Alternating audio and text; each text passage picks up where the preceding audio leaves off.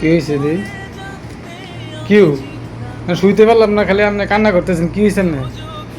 হ্যাঁ বাইরে ভাই সৌদি আরবে দেখতেছি যে একটা আগুন বড় কথা ভাই, বাড়ির কথা খুব মনে করতেছে। আরে ভাই কান্না করেন না, কান্না করেন না। আরে ভাই আমি কি করবেন, এখন আইসা পড়ছেন, এখন কিছু করার আছে?